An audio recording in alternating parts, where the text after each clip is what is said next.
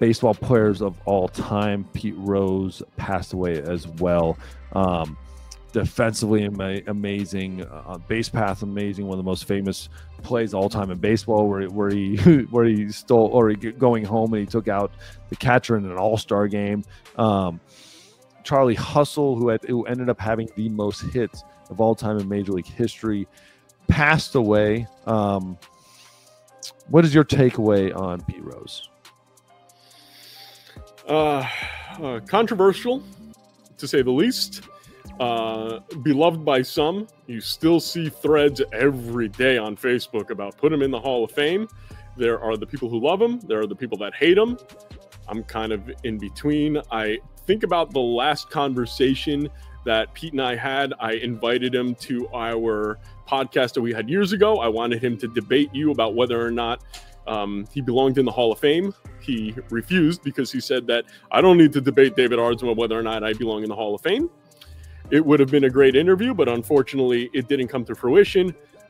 I do not think that Pete should get into the Hall of Fame now. I think it's over. Let the man rest in peace. Just stop with the Hall of Fame. It's done. Yeah, you know where I stand on this. Somebody passing away has no merit on me on whether they should be in the Hall of Fame or not, minus Kirby Puckett and Doc Holliday. Like, that's like, you're like, just put them in right now. You know, like they're a Hall of Famer. Why are we waiting? Just do it. Like, it's relevant. We shouldn't have to wait.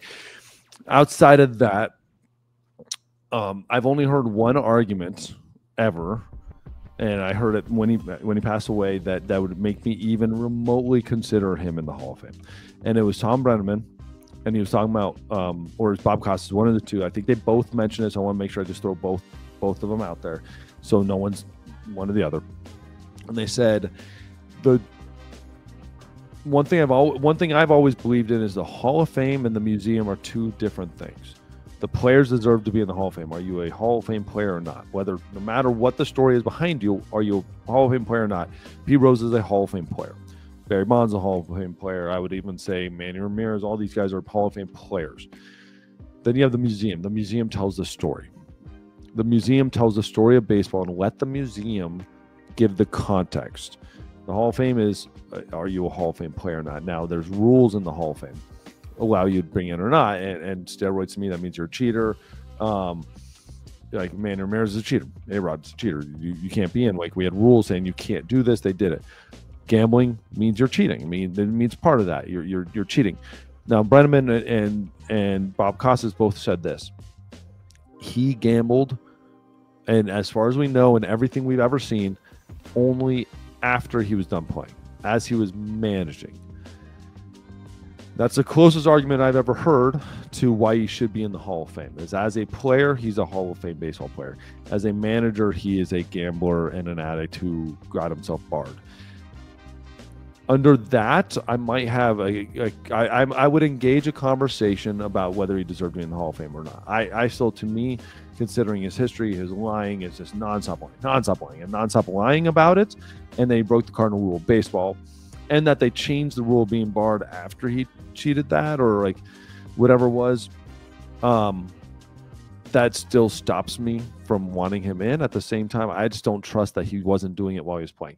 Now, some people would say this: he gambled only on his team to win, but he didn't gamble on his team to win every day. To me, that's also showing that you're gambling against, like, you believe you'll lose that day. That's why you didn't gamble, and that's just as bad as gambling on your team to lose. I cannot believe anything he ever said. So if he says I only gambled on them to win, I can't believe that. I can't believe that he never gambled on the team before he stopped playing. It's very likely in my mind that he did it while he was playing.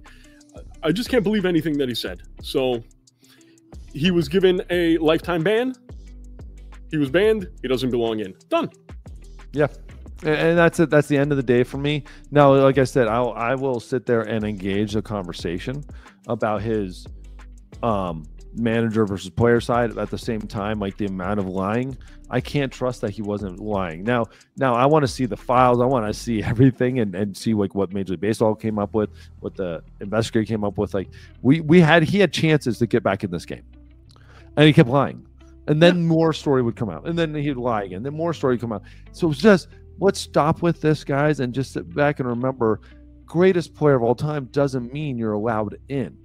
Doesn't mean that the rules don't apply to you, because if he wasn't the greatest of all time, we wouldn't even be having this conversation. You say, yeah, you should be banned.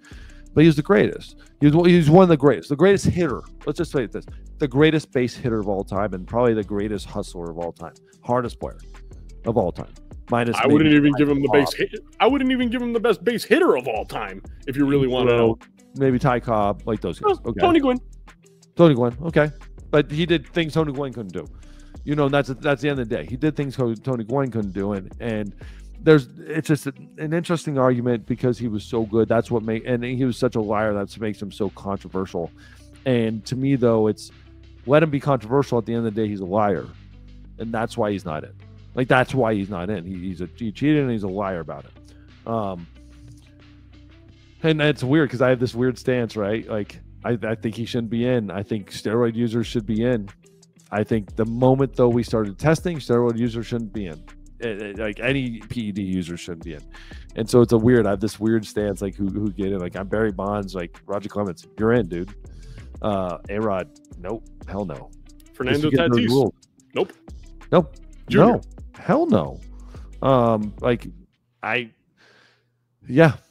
Okay, really quick, because I know we're up against it right now. Fernando Tatis, if he hits 500 home runs from now until the end of his career, post getting busted for steroids, he's being tested more because he's a steroid guy. If he hits 500 home runs and hits 300 for the rest of his career from this point on, is he a Hall of Famer? No. Okay. No, he made a choice. To me, he's not. He made a choice. Like that. What's saying when did Barry Bonds stop? Did he stop before he had 73 home runs? Did he stop before? Like, he could have hit 500 home runs after he did. Like, right? Like he could have did it, and then you're just still seeing the effects. Who knows? Roger Clemens did it. Like, the problem is there's steroid users in the Hall of Fame, and then we're telling other steroid users they can't be because we didn't like you, because you weren't likable to the media. You didn't sit there and please the media well enough. That's my problem with a lot of this, and that's your problem. I know that too. But you brought Tatis up right now. I'm going to give you some names. Who is the biggest villain in baseball? Bryce Harper, Tatis, Machado. Do you have anybody else you want to throw in there? I think Machado. He's kind of been moved on. He's no longer like. Yeah, villain. I think it's Tatis. He tried to be for a little bit. I can't think of anybody other than Tatis, because Bryce Harper, I love him. You know this. I can't even. I couldn't stand him for a little bit. Now I'm like, I'm in his corner, dude. I'm like, he picked the best city in the world to go to. In all reality, Philly. He is such a blue collar Philly. Now he's like worked. You kind of picture him showing up the field with little dirty hands and like little grease on there, like he was fixing like his old car or something like that before he shows up the game, with grease in his beard or something. You were not a fan of Bryce Harper at all. I love that you you changed your opinion about him. At the end of the day, because they sat there and you look at it, you hear it from teammates, you see it in the locker room, you see him in the dugout. Like, it's a different man than what he used to be. God, he used to not run out pop-ups. God, this really sucks. Can you believe that my two favorite non-Mets are the teams that the Mets are going to be playing this round and the next round? Right? That's awful.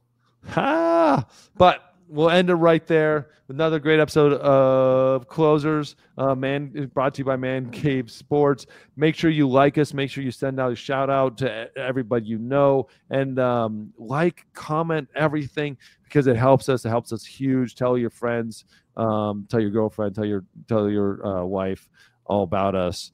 And then show some love, man. Show some love to us. So thanks for watching. Beautiful.